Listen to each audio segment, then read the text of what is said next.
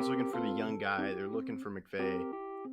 I think take a shot out Todd Bowles, get him a second shot at head coach, and see if he can do it. I don't think they will. If they don't have Anthony Davis, I'm saying it right now. If Anthony Davis is out for the playoffs, they don't make it out of the first round. It's crazy. And our kids will know how great Tom Brady is because he's going to be playing.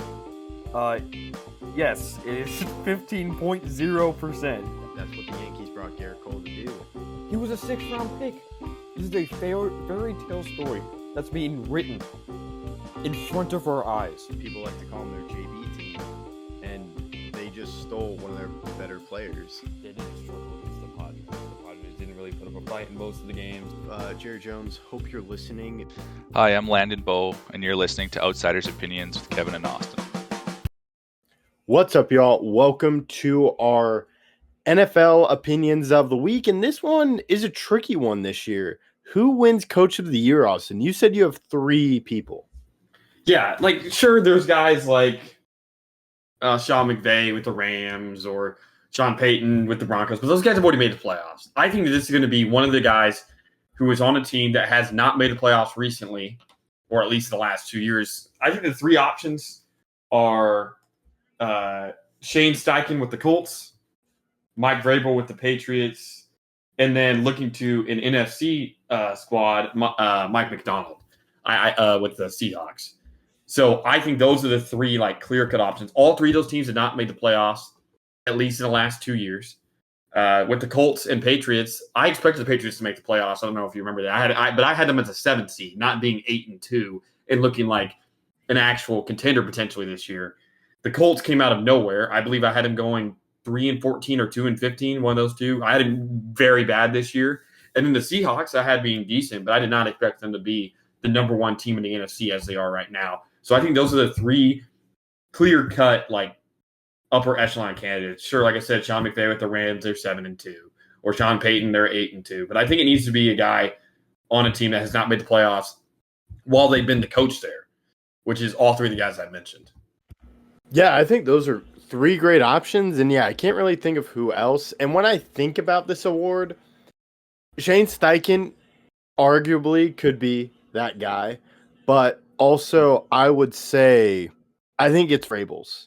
Just kind of given what the Patriots were last year, 13 losses, and Vrabel, they could have 13 wins.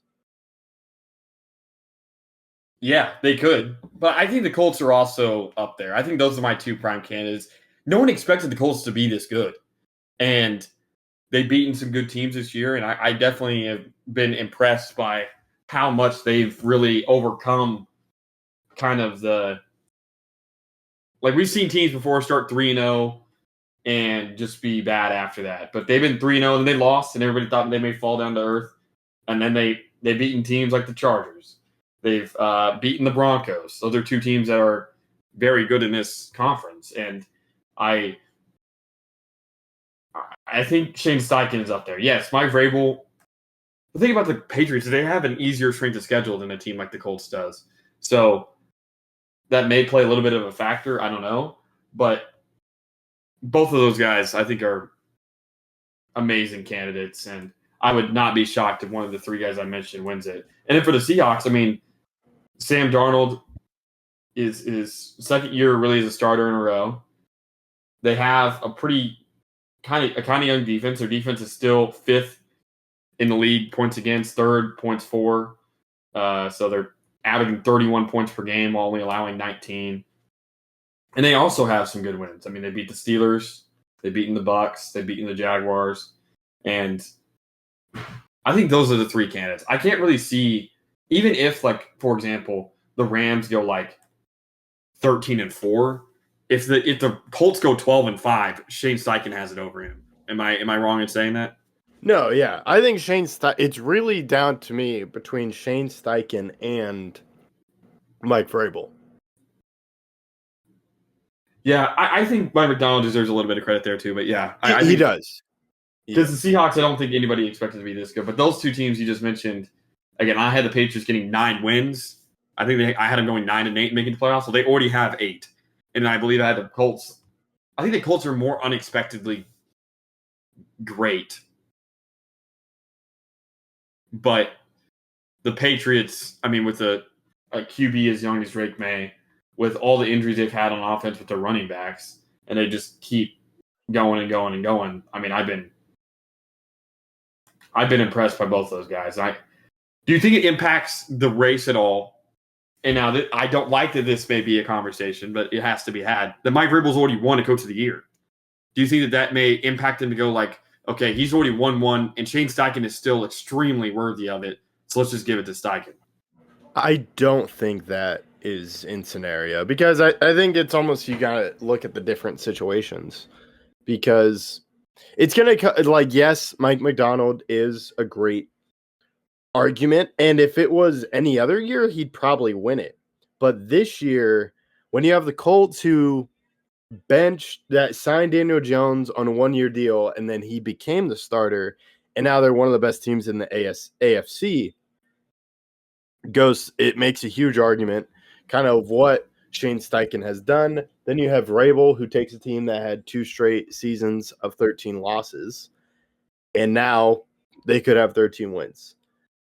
I think that makes it tough, but yeah, it really does. I'm curious if that does play a part. I don't see it playing a part, and it shouldn't play a part in it. Yeah, I just know that the semantics regarding how awards have been given out in the past, I could see it having some sort of small impact.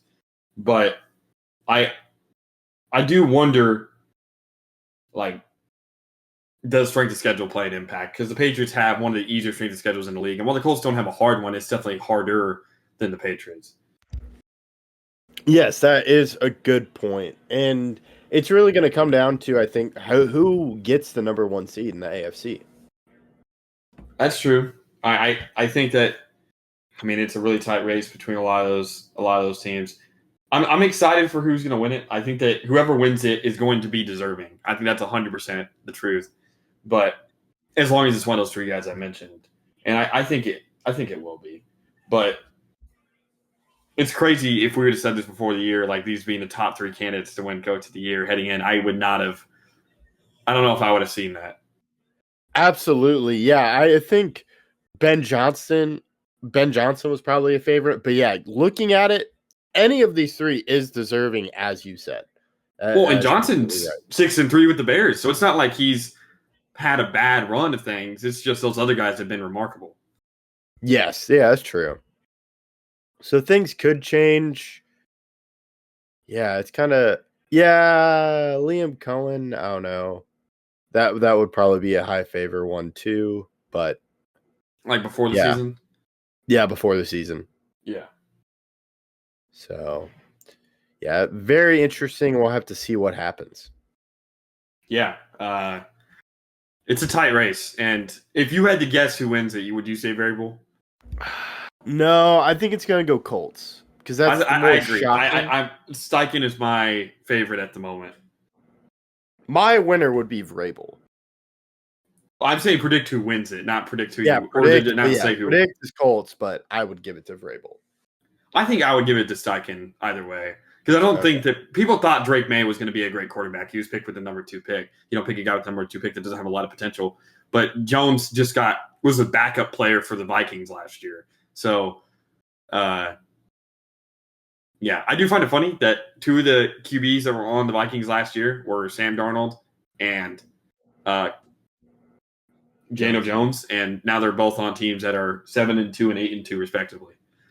Yeah, and you look at the Vikings who are in a very tough spot, and they went with the rookie quarterback, and it has not gone well for them. He did get injured, but then they kept with Carson Wentz, who got injured, and that put McCarthy back in.